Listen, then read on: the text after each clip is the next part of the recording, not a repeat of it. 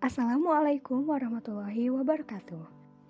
Kami dari kelompok 24 2019 yang beranggotakan Anti Fujawati, Dini Nuraini, dan Dita Cahya Ramadhanti akan mempresentasikan materi tentang pengertian, unsur, dan wujud kebudayaan. Selamat menyimak. Baik, untuk yang pertama mengenai makna atau pengertian dari kebudayaan itu sendiri.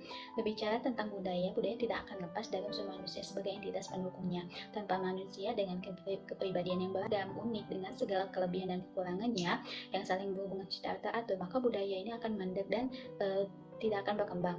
Oleh karena itu, banyak para ahli yang mendefinisikan kebudayaan, yang diantaranya Ki Haji Dewantara yang mendefinisikan kebudayaan sebagai buah pikiran manusia terhadap dua pengaruh, yaitu waktu dan alam, di mana manusia harus mengatasi segala rintangan dalam hidup dan kehidupan, lahir dalam kedamaian dan ketertiban, keamanan, dan serta kebahagiaan. Nah, sedangkan menurut Koncharaningrat mendefinisikan kebudayaan ini merupakan keseluruhan sistem pemikiran, tindakan, dan ciptaan manusia dalam konteks kehidupan masyarakat yang menjadi manusia melalui pembelajaran. Nah, dari kedua konsep definisi kebudayaan tersebut dapat disimpulkan bahwa kebudayaan ini diperoleh dari rangkaian gagasan, kegiatan atau perilaku dan hasil kerja manusia yang diturun dari generasi ke generasi melalui proses pembelajaran. Dalam beberapa kebudayaan yang mengacu pada totalitas cara hidup masyarakat tertentu yang terdiri dari cara berpikir, cara berperilaku yang dinyatakan dalam agama, hukum, bahasa, seni, dan adat istiadat. Budaya yang paling sederhana meliputi cara tidur, cara makan, atau cara berpakaian. Perbedaan antara budaya dan masyarakat yaitu bahwa masyarakat ini adalah tempat di mana orang-orang lokal bersama untuk waktu yang lama untuk mencapai tujuan tertentu. Nah, jadi budaya ini adalah bagaimana orang hidup atau apa yang mereka pikirkan, rasakan, dan lakukan. Nah, yang dimaksud dengan kebudayaan yaitu segala cara hidup atau way of life berkembang secara teratur, stabil, langgeng, dan diyakini, diakui, dan diikuti oleh sebagian besar masyarakat. Nah, dari perspektif pendidikan, budaya ini adalah perilaku yang dipelajari melalui proses belajar dalam pikiran, tindakan, atau perasaan masyarakat tertentu termasuk simbol, artefak, atau bentuk budaya lainnya. Selanjutnya yaitu wujud kebudayaan.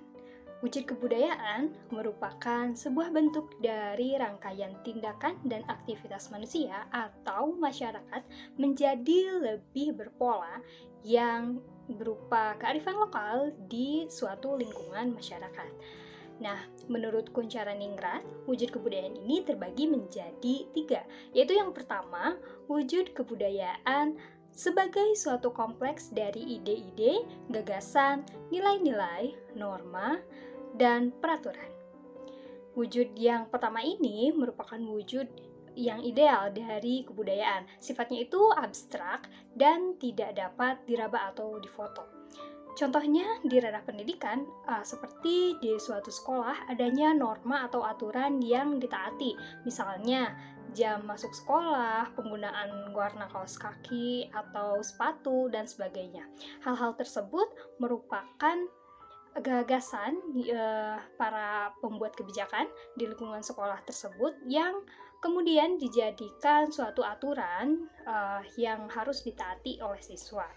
Nah, yang kedua yaitu wujud kebudayaan sebagai suatu kompleks aktivitas serta tindakan yang memiliki pola dari manusia ke dalam lingkungan masyarakat. Wujud kedua ini dari kebudayaan disebut sistem sosial. Sistem sosial itu terdiri dari aktivitas-aktivitas manusia yang berinteraksi, berhubungan, atau bergaul satu dengan yang lainnya dari detik ke detik, hari ke hari, bahkan tahun ke tahun.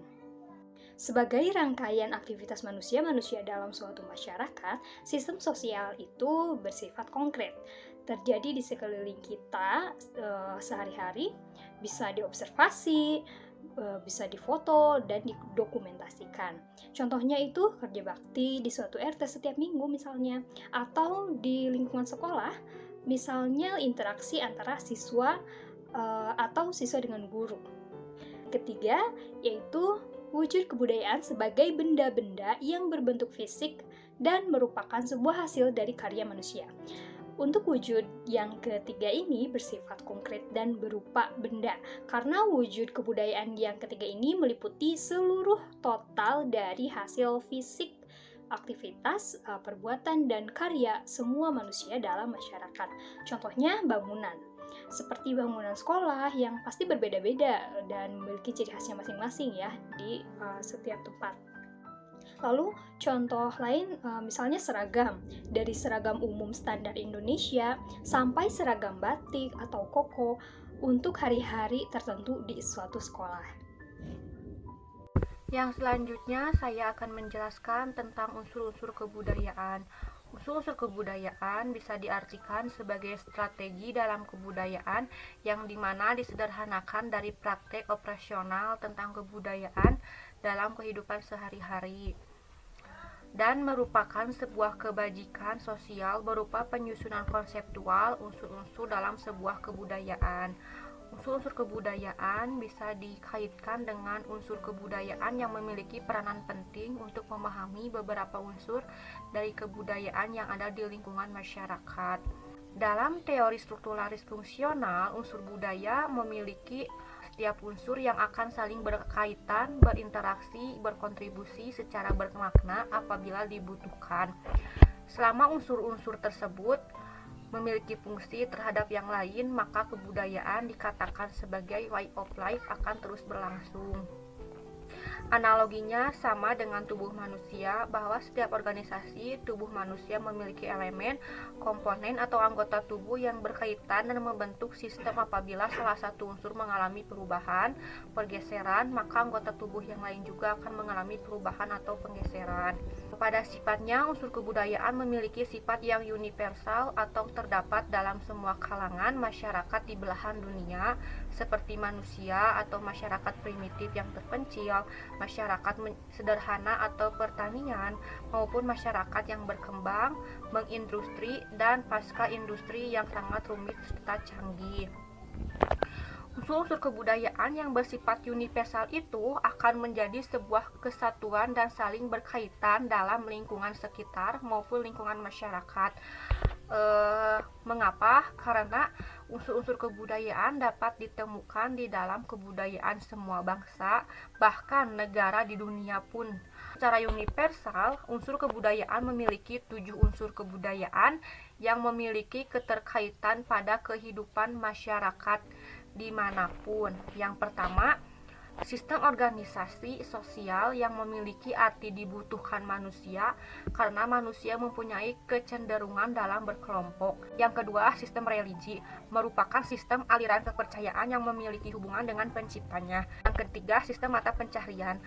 Sistem ini merupakan sebuah kebutuhan yang terjadi pada manusia pada sistem produksi, distribusi, maupun konsumsi. Yang keempat, sistem ilmu pengetahuan, di mana sistem ini meliputi ruang ilmu pengetahuan yang membahas mengenai lingkungan alam sekitar, berupa flora atau fauna, waktu, ruang, dan bilangan, bahkan sifat-sifat dan tingkah laku sesama manusia. Yang kelima, sistem teknologi dan peralatan. Secara tidak langsung, kedua hal itu pasti berhubungan karena teknik dalam memproduksi sebuah teknologi yang dijadikan peralatan, lalu kemudian menggunakan teknologi dan peralatan tersebut untuk berbagai kepentingan. 6. Ada bahasa atau sistem bahasa. Ini merupakan perlambangan dari sebuah lisan yang dimiliki manusia, berupa secara langsung maupun tertulis untuk berkomunikasi dengan yang lainnya. Terakhir ada kesenian. Kesenian sendiri ini adalah sebuah sarana yang digunakan masyarakat dalam melakukan kebebasan membuat kreativitasnya yang berdasar dari unsur keindahan yang dimiliki dari dalam lubuk hati manusia. Maka dapat disimpulkan bahwa dari ketujuh makna unsur tersebut, setiap unsur tersebut merupakan sebuah bagian yang selalu ada dalam masyarakat. Lanjut, ditinjau dari usaha peningkatan kualitas pendidikannya, maka Madapi membagi unsur-unsur budaya sekolah, yaitu kultur sekolah dan nilai-nilai. Adapun kultur sekolah terdiri dari 3 kultur. Yang pertama, kultur sekolah yang positif, di mana budaya sekolah yang positif ini adalah yang mendukung kegiatan-kegiatan peningkatan kualitas pendidikan seperti kerjasama dalam pencapaian penghargaan atas prestasi dan komitmen untuk belajar. Yang kedua, kultur sekolah yang negatif. Nah, di mana kultur sekolah yang negatif ini adalah budaya yang bertentangan dengan peningkatan kualitas pendidikan, artinya resisten terhadap perubahan. Misalnya, siswa takut melakukan kesalahan, siswa takut bertanya, siswa jarang memecahkan masalah. Terakhir, kultur sekolah yang netral, di mana budaya yang tidak fokus pada satu aspek tetapi dapat memberikan kontribusi positif bagi pengembangan kualitas pendidikan yang lebih tinggi. Ini bisa dapat dalam bentuk pesta sekolah ataupun seragam guru, seragam siswa dan lain-lain. Nah, selain itu, budaya sekolah juga mencakup unsur-unsur seperti nilai, sistem kepercayaan, norma, dan pola pikir anggota organisasi, serta budaya pengetahuan. Sekian dari kami. Wassalamualaikum warahmatullahi wabarakatuh.